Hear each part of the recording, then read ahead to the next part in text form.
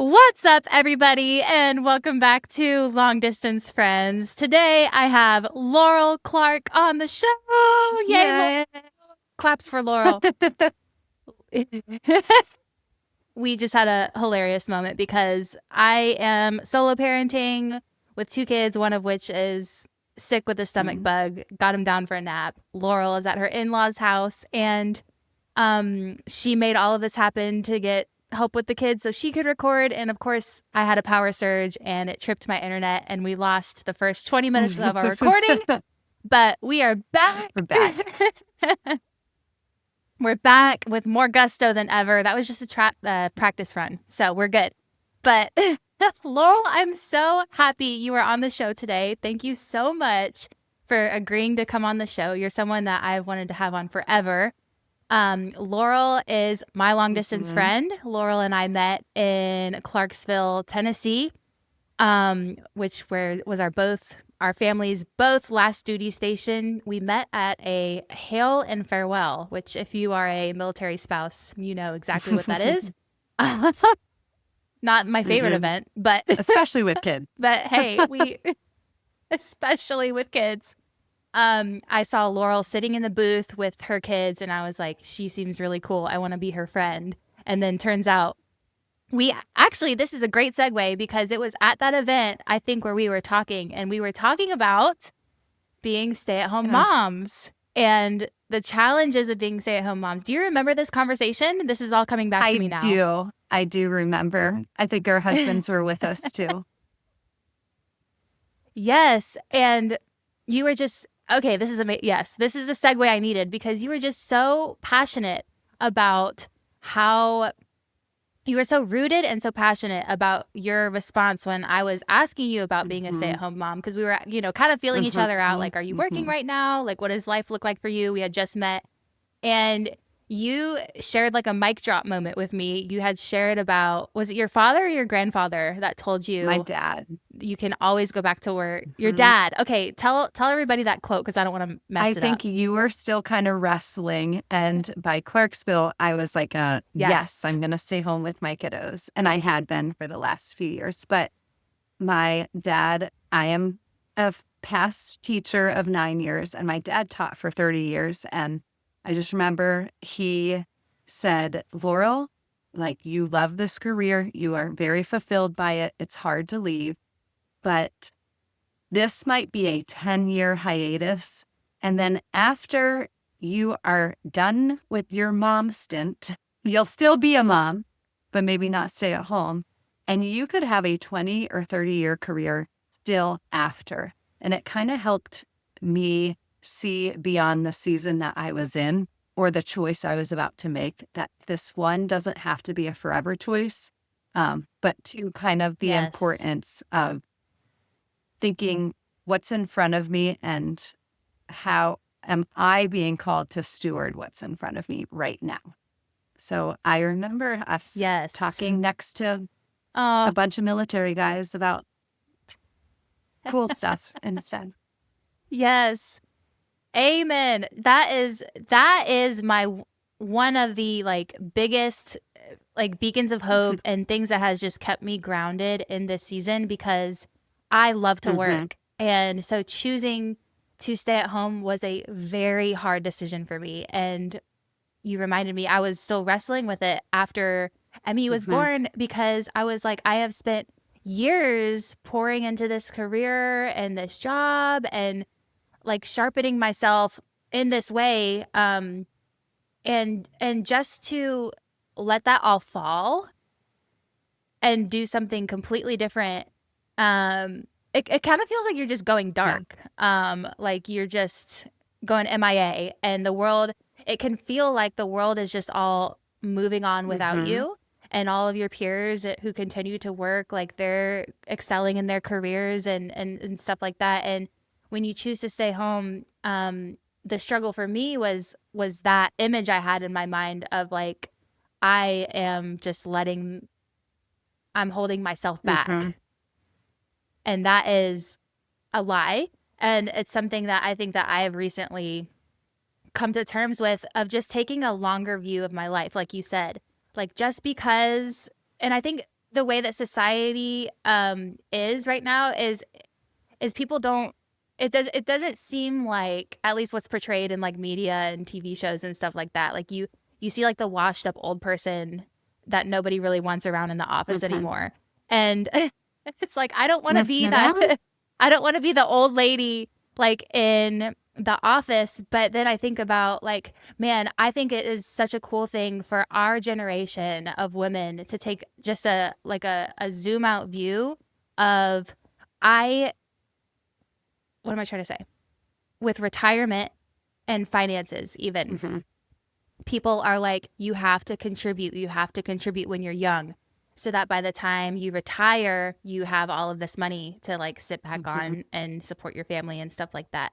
And it's almost this picture of this is the time of your life coming from all of these voices around you, from media, from other people that I see Mhm. doing it, from how other people have done it, where this is the time of your life where you're supposed to work. And then later is when you sit back and relax. But then I had this realization I want to work forever. Like as long as I am on Uh-huh. this earth, I want to be doing projects. I want to be contributing. I want to be leading. You Yeah. know what I mean? I don't want to just raise my kids, become a grandma, like retire and then just sit Mhm. back. I want to be contributing and living in my purpose for like forever. And that just really helped me come to terms with the fact that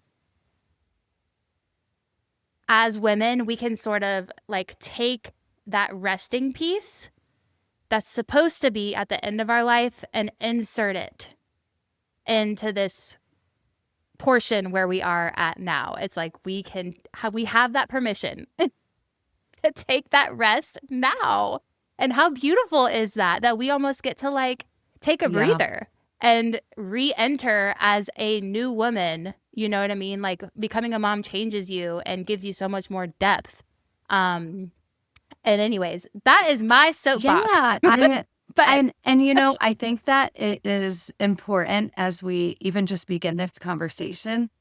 I do want to acknowledge, and I know you acknowledge this, it is a privilege. I understand it is a yes. privilege that you and Yes, I yes. have husbands and careers that offer insurance, and a paycheck that Yes. allows us to even have this choice. And um, we are living. Yes. Amen. Yeah, especially I saw it in education a lot as a teacher. I had a lot of friends whose husband's career did not come with insurance. And so they took that whatever 6 to 12 week maternity leave and they had to be back. And I understood then what a luxury that I'm taking this maternity leave. I'm going to do the last 2 months of Yeah. school and then I'm out of here. And to not have that Mm-hmm. pressure, and to have the choice is, I believe is Yeah. such a privilege, and I would never want anyone to think we Yes. think otherwise. And Agreed. Thank you for saying that. yeah, and Yes. yeah, I believe we met back in Clarksville when you had just a teeny tiny baby, and I had my two, and now I've got four, and you've got two, and so we just keep doubling our load every time we see each other. And then, oh, you said something else Yeah. that made me think about, you were talking about making the choice to stay at home. And I know we might get into this a little later, but I didn't want to forget to acknowledge what you were talking about. The cost is definitely felt. And I do think sometimes people feel once you decide to stay at home, like be happy and be so grateful. And I think you and I, as Enneagram threes, and like we feel fulfilled Yeah. in ways of accomplishing, unfortunately, to our detriment, sometimes an image in our career, but also that feeling of fulfillment Yes. in our purpose and career often is when it comes. And so we feel that the cost financially, like you were saying, I think another piece I really feel it is in a lot of careers when I'm taking, although my dad said it's a 10-year hiatus, well, that's 10 years that you're losing experience. We're both in careers where things are changing all the time.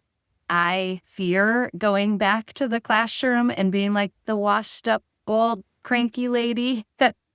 And so, yeah, there's still fear on the other side of starting over and not knowing if we'll be the young bucks we once were, So there's cost. Gen Alpha is going to take over. Yeah, exactly. No, just kidding. Yeah, I was just not expecting that decision to stay at home to be such a hard one for me. I wrestled for months. I cried for months. I went to therapy. I was journaling like crazy. And even as I made the decision, I was like, I hope this is right.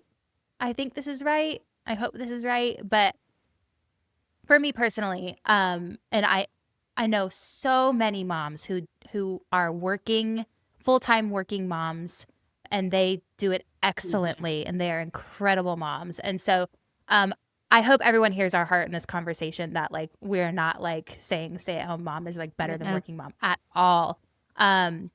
But for me personally, I think I just had to follow the peace and what felt natural to me. I just couldn't imagine it any other way.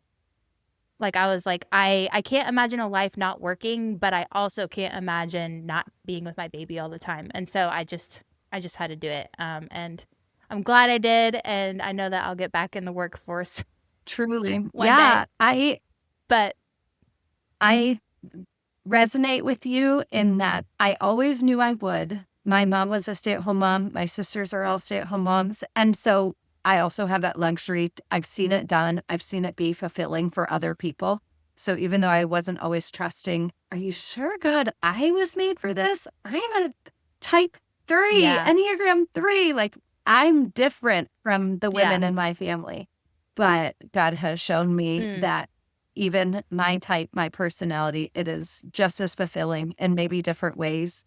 But so I always did feel... It just gets channeled. Yeah, I felt called, but it was much harder to make the decision and stick with it than I anticipated. When you feel called to something, you expect it to, all right, decision made, I'm good. And there's been many times I've been crying to my husband when he comes home from work, feeling like I am not good at this. And shout out, if you are considering this or unsure, a really good book I read, it's called Being There by Komisar.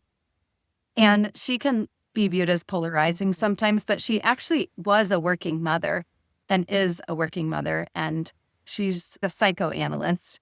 And she kind of looks at the struggle with choosing to stay at home or staying in your career. And then she goes through all the research in her book of just how important being there for your kids those first 3 years really is.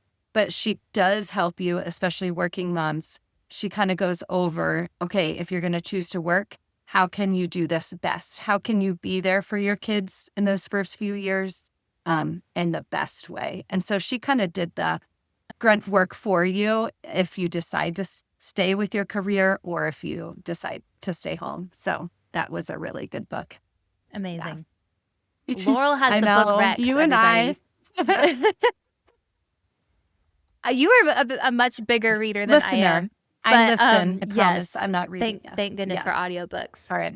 But we're jumping ahead to a question I had for later. But Laurel sent me a book called A Better Share by Dr. Morgan Cutlip. I think your exact text message was, buy this now. And I did. I bought it right then because I was like, if Laurel is recommending this, I know that I need to read it. But we'll talk about that later. So Laurel, what is the hardest thing right now and the best thing about being a stay-at-home mom right now? Okay. The hardest thing about being a stay-at-home mom, and I want to be able to explain this well, because I think some frustration that women have in talking about balancing careers and home and just being a mom or in being a stay-at-home mom is that it is hard to take away the painted picture that an outside viewer might have of what your job is. And you can feel this frustration of trying to explain it but then it can come off as victim mentality or whiny or not grateful. And so when I was thinking about this question, the best way that I can explain is, for me, what's hardest is balancing what people or what someone has coined as a treadmill task with the weight of caring for my kids. And so treadmill tasks are any repetitive tasks that make you feel that you aren't progressing towards any towards any goal. And so an example of a treadmill task is making a meal. Once I make that meal, immediately there are dishes piled up. And then I'm already thinking of pulling the bacon out of the fridge for breakfast the next day. And so it's just, you're thinking of all these, or laundry. You get done with laundry for that day, and there's a hamper filled with laundry for you to start in the morning. So you have these tasks, which are not good for you and I who love to feel accomplished, like we checked off a task, and probably for most humans, with the weight of caring for our kids. And I find that in direct conflict with each other. I'm seeing my kids playing in the corner, and I have the weight of, oh, I should get in there and like teach her that letter sound is blah, you know. And so as a mom, Yeah. and you get it from the church, you get it from researchers, from books, from education specialists, that you should be doing all these other things with your kids while you're also trying to take care of your household and your home.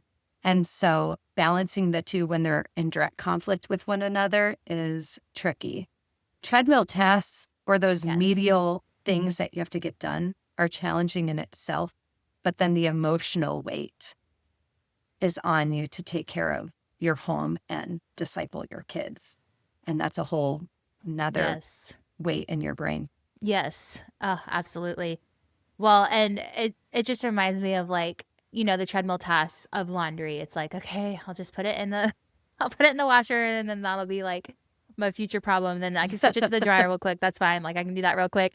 And then when the dryer is done, it's like, oh no, it's back on me again.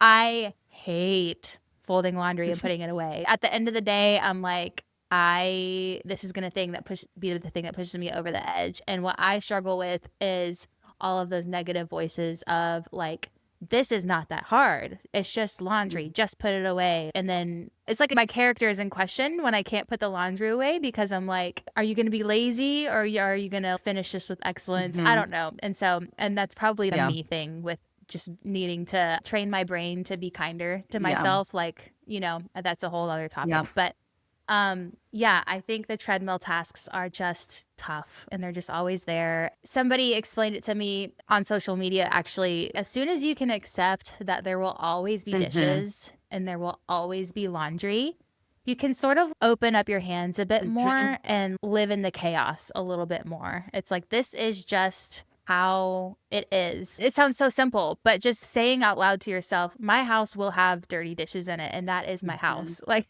my house will have piles of laundry, and that is just my house right now. And if you can just sort of accept that a little bit, I think that makes it a little easier. I think a lot of people are actually good with accepting that. And I do think it's what stresses you out, or what you can handle visually or can't handle visually. Have you seen on social media that video? This is convicting to me, that video where it's an 80-year-old, you know, writing a letter, and you wake up one day and your children are 2 and 3 again, and then been to your bed, and your husband's washing dishes, and he's big and strong.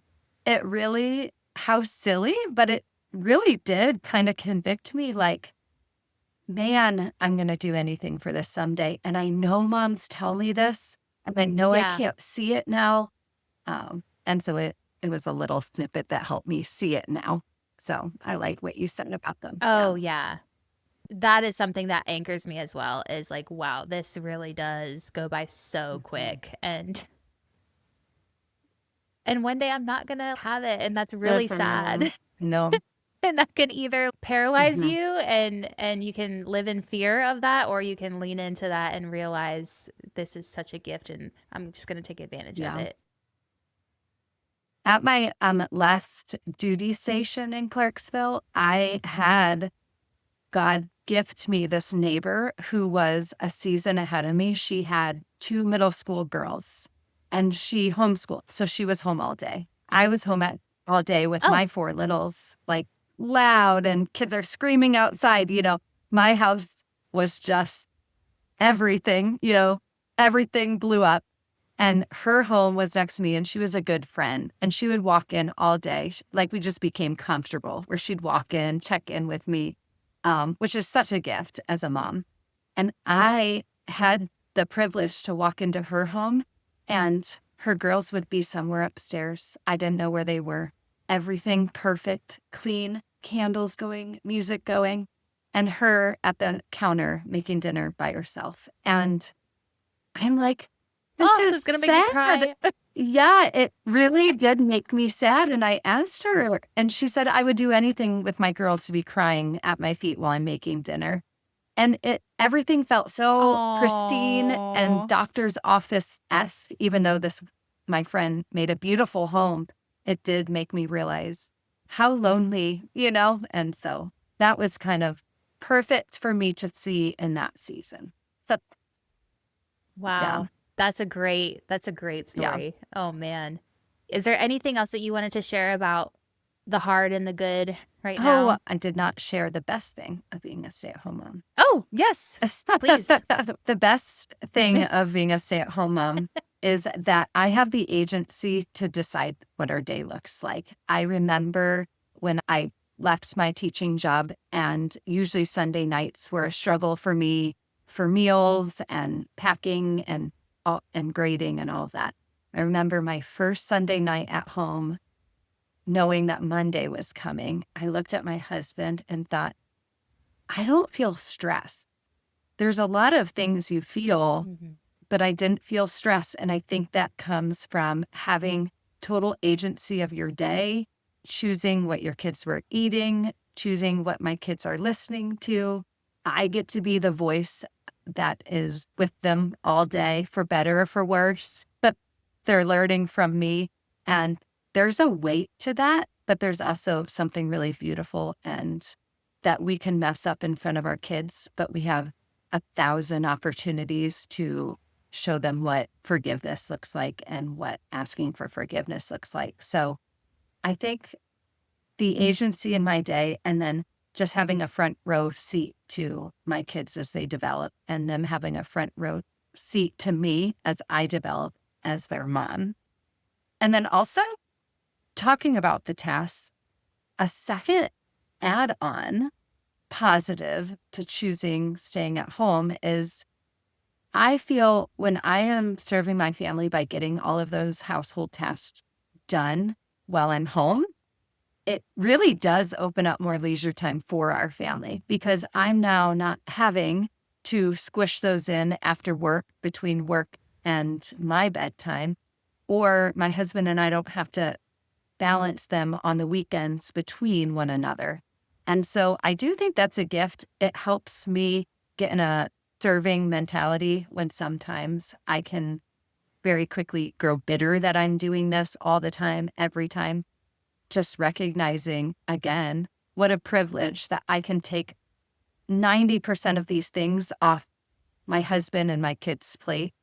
And that opens up time for us for nights and weekends to enjoy one another and focus on the things we like focusing on. So, Oh, okay. All right. We're gonna dive into that then. What are some of your tips? What are some of your tips for getting all that done, Laurel? Because I know you have some. yeah. um, Yeah. all right. I made a list of some of our rhythms, but I do think at first you have to ask yourself as a mom, what are some of my pain points in the day? Or where is our family or my kids or myself really struggling? And I think yours Yeah. might be different from mine, but I am someone who loves rhythms and routines. And so I think Same. I especially found a specific book helpful as a young mom with young kids getting into rhythms and routines. Who is the author? Justin Whitmel Earley. He wrote the book Habits of the Household. In that book, he gives a lot of practical routines and rhythms, specifically if you are a Christian parent and wanting to raise your kids in a Christian household. So that was a really good book. So I got some of these practical routines from him. And then I'm also eager for you to share some of yours because we might have different pain points. Oh, gosh. So first, examine kind of where your family or kids or yourself are struggling. A huge routine, which I know a lot of moms do, is quiet time for my older kids. So I have a 5-year-old, a 4-year-old, a 2.5-year-old, and an 8-month-old. And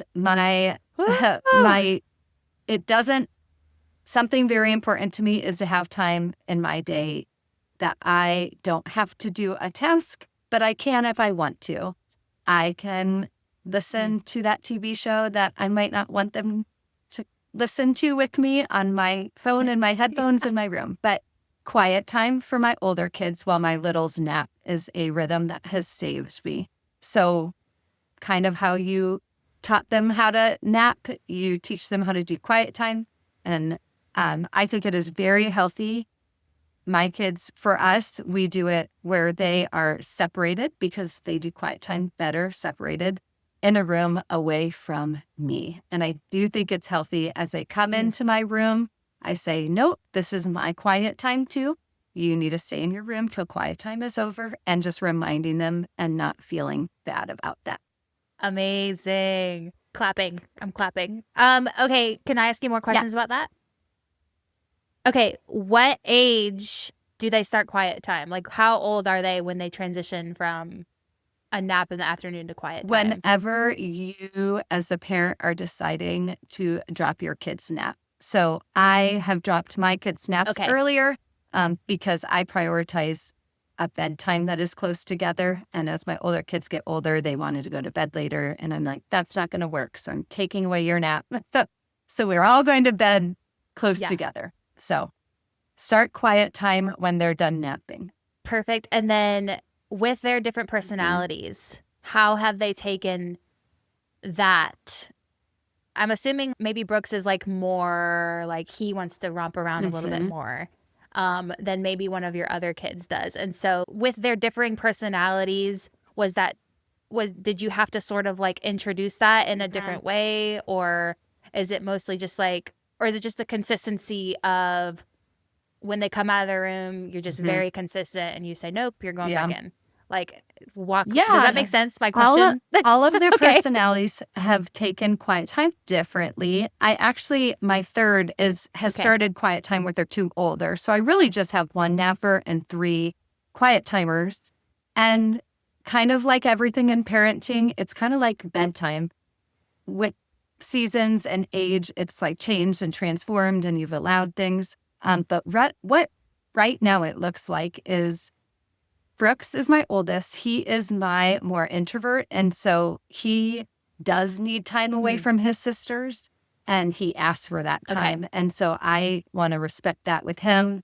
Like he's like, I'm done. I need my me time. He wants to shut his door and do that. So the 2 girls, sisters, they actually do quiet time pretty well and longer if they're together. So I have allowed for them to do quiet time with each other, and that has worked out. But they are more wanting to come and interrupt me. And I kind of have the routine of, I do give them a reminder. I have a timer so they know when they're finished. But if it continues, I then say, I'm a very big natural logical consequencer.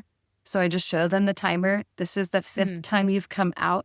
I'm going to stop your timer every time you come out until you go back. And so you're making your quiet time longer, and just showing them time will stand still. And that usually, gets them back in there. Okay. I love this. I love this. I love this stuff. Yeah. Okay. Thank you. So is there anything else you wanted to say about quiet time before I let you go on to your your next one that you were about to roll into? Something with quiet time that I also love is we do a small, teeny tiny treat after. And I think that's a sweet way of showing kids delayed gratification, which is really lost in today's culture, in that you've got a 90-minute quiet time for one chocolate chip. But for them, that is super exciting. It's nothing excessive, but teaching them delayed gratification, squeezing that in there is just the cherry on top. And how sweet is that to come out of that with a happy, like, all right, we're turning the leaf, we're moving on to the next chapter of our day, and this is an exciting moment to get everyone's spirits back up. Totally. As we move on into our day. That's fun. Sometimes my first, especially when he was young, was like, I don't want to go to quiet time. It's like, okay, well, I cannot start your timer for your treat until you go. So let me know when you start. And so it's, again, it's not a bribe if it's pre-planned, right? It's a tool, not a bribe. Right. Exactly. Love it.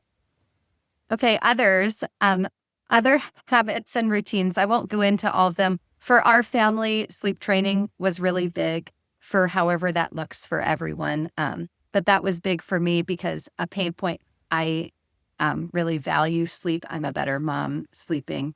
And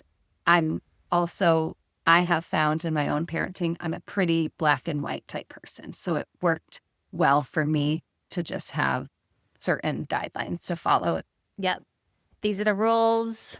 Get on board. And I've had to learn how to be, as you know, flexible. Yes. Which method did you use, if you don't mind sharing? Just for if anyone's interested. I love taking care of babies. I feel like it's a softer way of introducing some what our parents did, which were more stricter. I feel like taking care of babies, she does a good job at showing the flexibility of it all. Yes. And how sweet and comforting is her personality. It's just like she's mothering you almost as you mother your baby. She's just such a sweet, I love her page. Yeah. She's a great rec also for friends who, get into 5 or 6 months and they're like, oh my gosh, what did I do? I love that she has a resource for if you start late or if you want to start from day one. That's pretty sweet too. Perfect.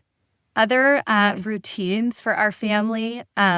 During quiet time, in this stage, dinner time has been really tricky for us because it is the witching hours of everyone while I'm making dinner and my husband is not home.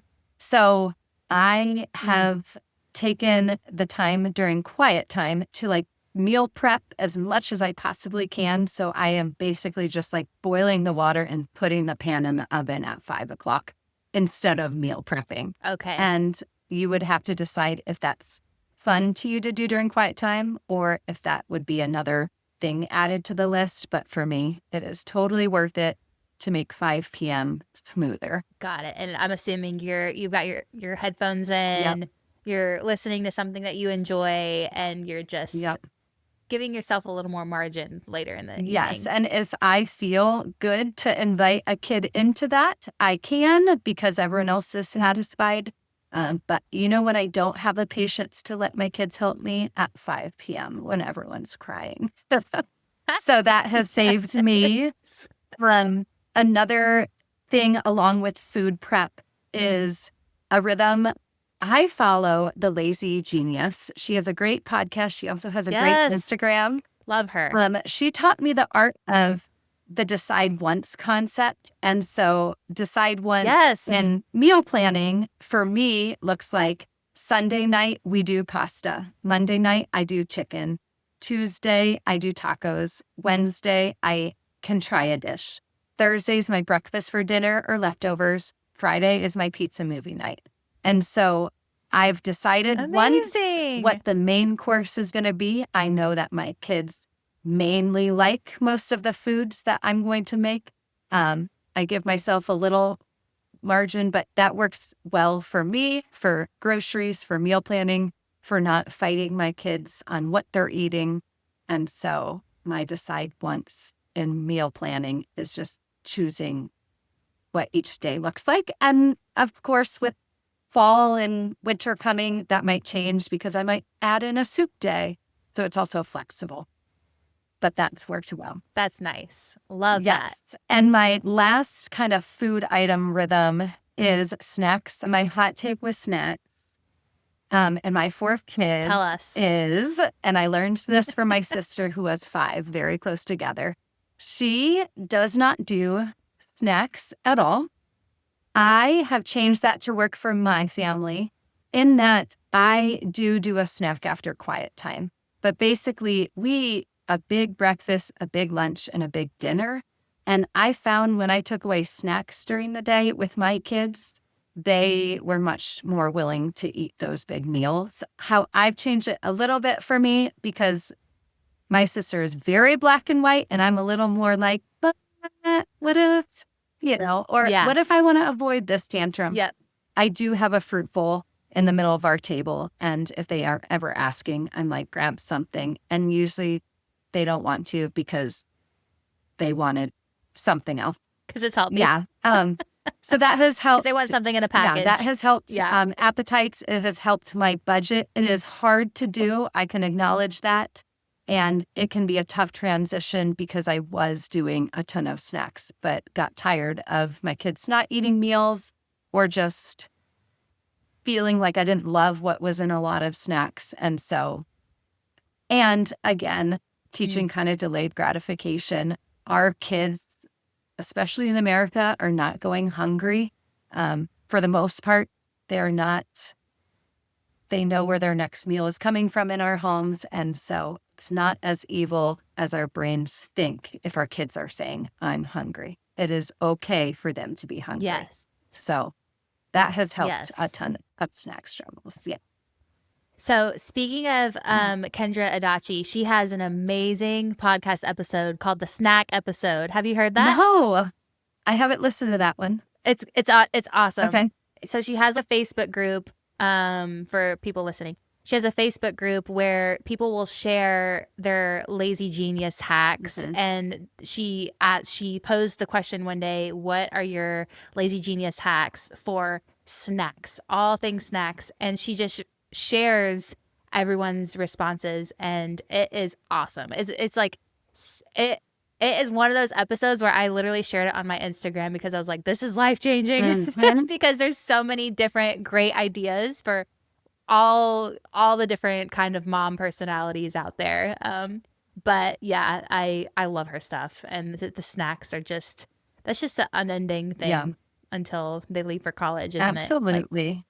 Food and snacks around feeding is very difficult, especially with young kids. I loved what I heard from a child nutritionist, because we all get there with our kids. It's usually with your firstborn, and all of a sudden they turn 3, and all of a sudden they're not eating everything. And you just pause and go, wait a minute, how do I get from this to us enjoying family dinner together again?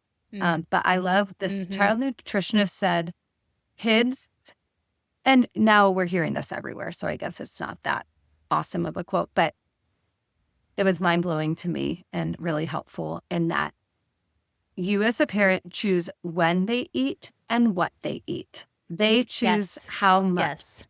And so she said, or if. Yeah, or if. As she said, grown-ups, we are looking and we're putting too much pressure on meals, and we are looking at our kids' plate and saying they have to eat all of this. But she said, look back up, look at your kids' eating habits for the last 48 hours. Because as grown-ups, sometimes we eat a muffin for breakfast, an egg for lunch, and a huge dinner. And that's what kids do.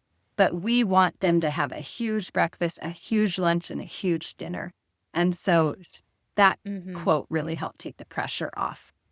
And as you can see, the more kids you add, you have no idea what they're eating at each meal. It's like, okay, you're done, Yeah.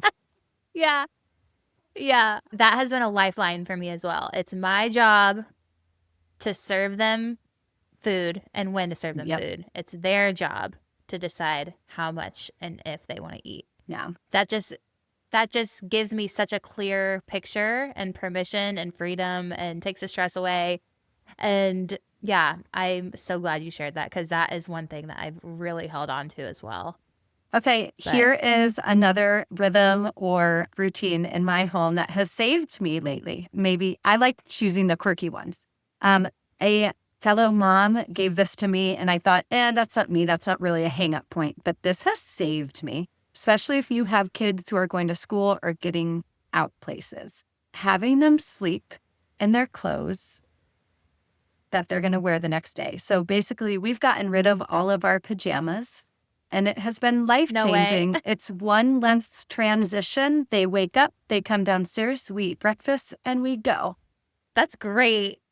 I think the reason pajamas were invented is because clothes used to be a lot more uncomfy, rigid, but my kids aren't really wearing jeans even nowadays. And so they're basically sleeping in their pajamas when they're wearing their clothes for the next day. It has taken away many fights and many of me struggling getting all 4 of them dressed each morning. So that's been great. I love that. That is such a good one. That is mind-blowing. Saves you. Do you know any other moms that do that besides the mom that told you about it? I don't. I think people love PJs and they are really cute. And if you are a PJ person, this is so silly because it annoys me every time I do it. But on Saturday night, I let them wear some fun pajamas because church clothes are not always comfy to wear. And so I'll allow it. I love that. That's fun. For you and I, this is a rhythm that, especially with really young babies, I've kept with me, is making a task list that takes 5 minutes and something that takes 20 minutes. And then I just look at my list. If I have that random 5 minutes where my baby is happy on the floor, I can find something quickly, check it off and do it. And then my 20-minute or 30-minute task side, if, my kids are doing something and wonderfully doing it for 20 minutes, I'll look at that side and take off a task.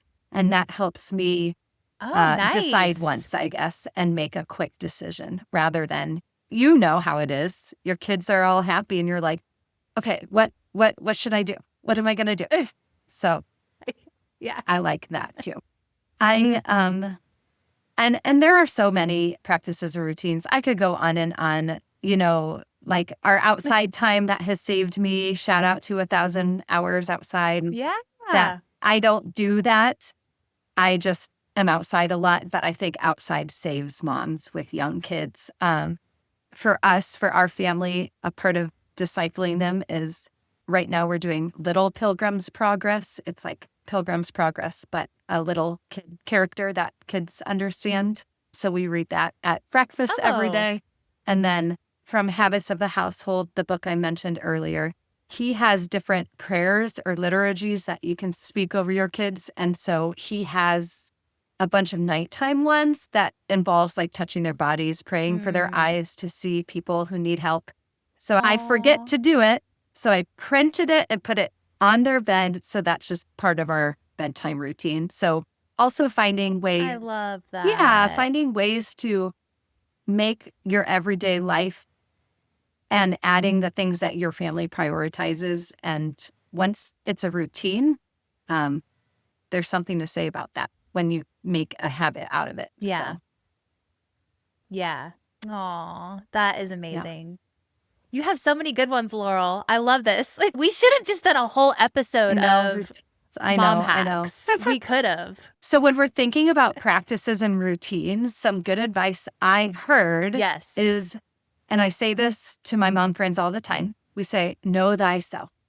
So if you love pajamas for your kids, my routine's not going to work for you, or if you love baby wearing your kids sleep, my type of sleep training might not work for you. I have a really bad back and baby wearing was hard for me and added to some postpartum anxiety for me. So I knew that couldn't be my rhythm. And so some really good mom advice I've been given is know thyself, and then know thy spouse. And so you're needing to kind of look at what do you and your spouse and family prioritize. And then maybe it's finding community or mentors that embrace the same things and then asking them. Yeah. Know thyself in everything that you do. We have so much being shouted at us right now and so many resources, and it is hard for us to figure out who are parenting experts, who are just mom that maybe are really different from us. And so their advice really doesn't work for us. There's a good book right now. It's new. It's called The Myth of Good Christian Parenting. And it talks about in the 70s, 80s, 90s, when our parents were parenting, there was actually limited resources for them. And a few people and churches and platforms started popping up, and they took that. And so the whole premise of this book is the Bible is not actually very explicit on the right way to parent our kids. And there's not a lot of scripture on it. So a lot of scripture that has to do with parenting is pretty subjective in how you take it. And so especially as Christian parenting is a priority of yours, it's really hard to make decisions when you're hearing all these different values placed on different areas of scripture and how people take it. And so again, and then that segues into my bad advice, in that I do not love when people have good intentions, but they don't know my family's priorities. So any unsolicited advice on morally neutral topics is what I feel all of us moms have not loved. And so I'm seeing that a lot. The keywords there being unsolicited. Yes.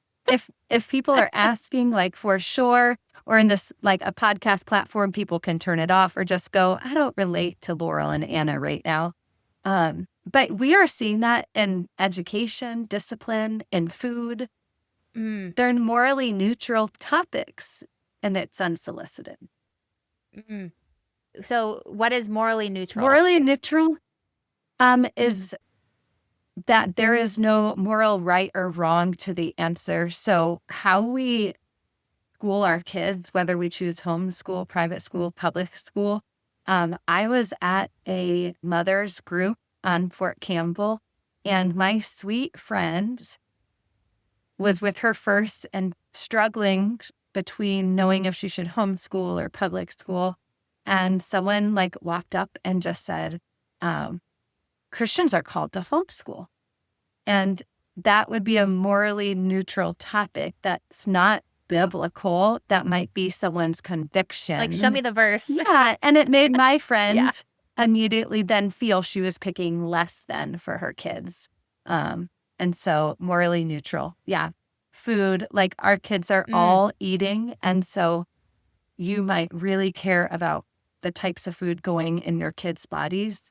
And I might care too, but they might look totally different in how we care for our kids. Right. So. Right. Yeah. Yeah. Every mom that's a good one. Every mom can relate. I know you can think of that feeling when someone sends you a reel that you're like, I totally disagree with this. But people assume, that it is the right thing.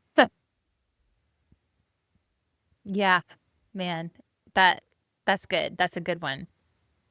So one of the things that you introduced to me, which I referred to earlier in this episode, is a book called A Better Share by Dr. Morgan Cutlip. And this book was life-changing for me as a woman, as a mom, as a spouse, of just really giving me tangible language to communicate everything that is happening throughout the day, and inviting your partner into that and getting on the same page, getting on the same team, and really highlighting, okay, here is the mental load of the day, and really making that known, but then also inviting your spouse into that. And so I would love for you to share, as much as you feel comfortable sharing, like what that journey has been like for you. And we are both so blessed to be married to such awesome men that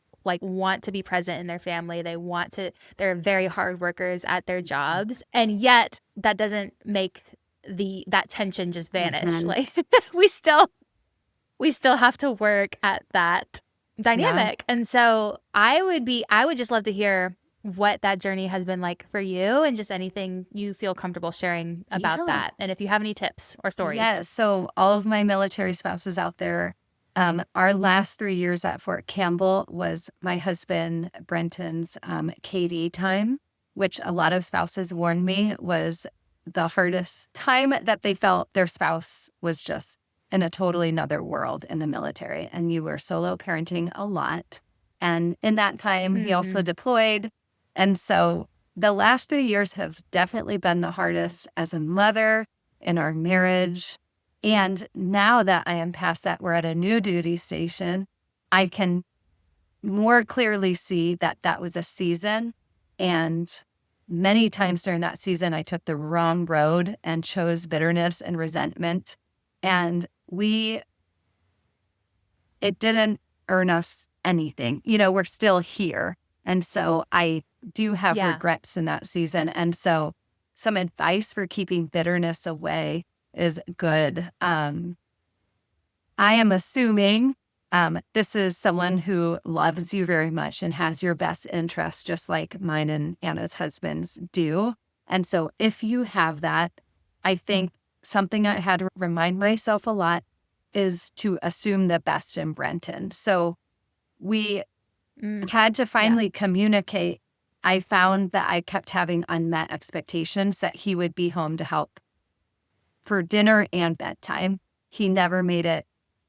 Probably for 3 years, he wasn't at our dinner table except maybe on a weekend. And he definitely wasn't there for bedtime. And I could tell myself this story, like, well, he chose to have kids with me and I'm the one doing this. And how nice that he gets to do work and have people tell him what an amazing leader he is. And you can tell yourself that story, but it's feeding that muscle. And you don't want to feed that muscle in your brain about your spouse because that also hurts you in the marriage. So I would have to remind myself there is nowhere, and this is true about Brenton, he would rather be than at this dinner table with us, and remind myself truths and exercise the muscle that is true about my husband, reminding myself that we are on the same team. And I love the idea of taking a step in. We both kind of had to take a step in instead of out from each other, that we're the team that we're stepping in. He might really want to stay till 10 p.m. every night, but he could say it till 12 every night and still have a checklist. So he had to take a step in towards me and go, I can't make it home for dinner, but I'm going to try my best to see the kids before they go to bed. So that helped me get some trust that he does want to be here. This is hard for him too.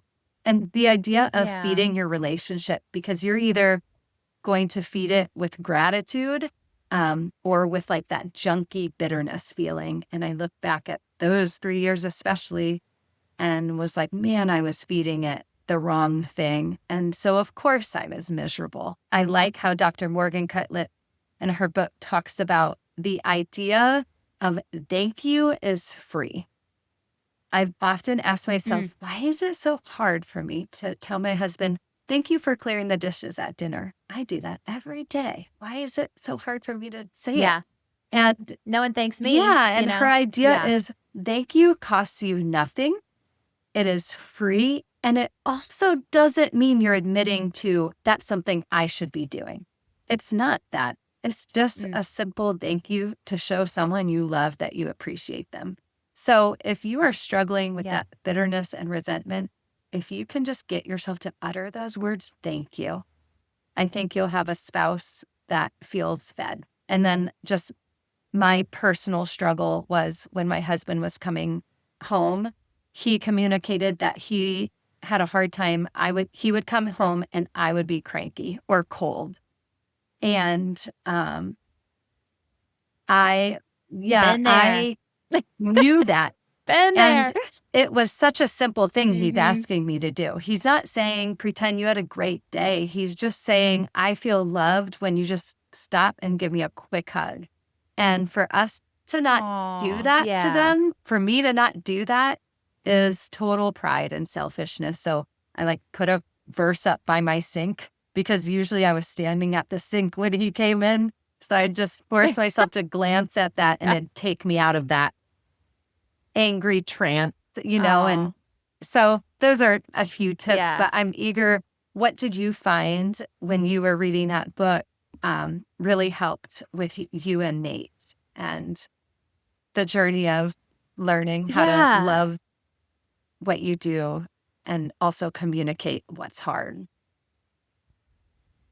I think the one of the most powerful things about this book, everybody should get it. Again, it's called A Better Share. How couples can tackle the mental load for more fun, less resentment, and And great sex. But that little last part will get your husband reading that book. So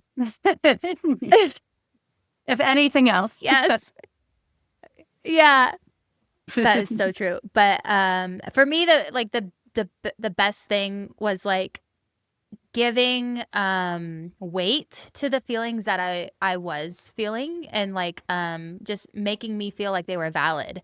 Like, no, this is like you are actually doing a lot, because sometimes I don't even have the language to explain why I feel like I have so Mhm. much on my plate, and explaining the mental load. And I know that's a Mhm. buzzword, but it that just really helped me feel validated in that. And then I think there were just a few like tips as far as just really practical things, like the language that she would give, like narrating what you're Mhm. doing throughout the day. So I've started to do that, and that has really helped. Like if we're loading the car, instead of just like assuming I'm the one in charge of that and just like doing everything really quick and like throwing everything in my bag, I'm saying like, okay, like we need to get this, this, and this. Can you get this? And like, I'm going to get this. Or like, oh, I'm going to run upstairs because I need to grab her water bottle and an extra outfit and another diaper. Like saying what I'm doing out loud has been really great. I have a tendency to piddle when we're leaving the house, or at least that's maybe like what it seems like. But as soon as I started narrating, okay, these are the things that I'm actually doing, I'm not just doing things that don't Mhm. matter. I'm like packing our bag. You know what I mean? And that invites him into the Mhm. process of what that looks like. I love her. So that was really helpful. You Yeah, go you ahead. reminded me to like the narrating piece. What does she call it? The perfect Yes. compliment, or what does she call it? Um, Oh yeah, I think yeah, she so. Yeah. kind of gives you this like, and this book is written for husbands and wives to read together. And my husband was pretty Mm-hmm. like, I don't want to read a disgruntled. But once he read it, you can see that, Yeah. because her husband wrote it with her, that they have a heart for couples to communicate, and it speaks to men just as much Yes. as women. And so I, you know, anyways, her perfect compliment is, and this has helped us, is when you say, thank you for giving the kids a bath, because the thank you is free. Add on, it allowed me to wash the dishes and clean up dinner. It's just helping them understand Yes. that load because you're already doing that in your Yes. head. And so it's giving Yeah. them the compliment, but also helping them understand you weren't just piddling. You were doing something else as Yeah. well to serve the family. Yeah. Absolutely. This brings me I back to us know. sitting on our couch with our husbands both gone on a dreary winter day, just Yes. it's so fulfilling. And that would Yep. be my biggest advice to all moms who are feeling just totally overloaded. It is so cliche, but find a community however you can because it's life-giving. As Yeah. much as it is hard for me to explain this to my spouse who I love, I know that Anna Casey understands because she is a woman and she is a mom. And so find your people, Mm. community, however you can do Yeah. that. It makes life 100 times sweeter. Yes. Amen. Thank you, Laurel. Thank Thank you for coming you. on the show. I'm impressed. I'm impressed that you just did this with a sick child, solo parenting, and a Oh, baby. You are amazing. hey, you know what? Shout out to nap time, right? But Laurel, thank you so much for just being a mom that is so willing to invite other people in, just like how you did with me. And yeah, I'm just so grateful that I had you during that season, and you continue to be somebody that I text, oh my gosh, I'm starting potty training. Which potty do I get in the store right now? Yes. Oh, I miss you. And you text me back. I miss you too. Thank you, Thank friend. you. Bye.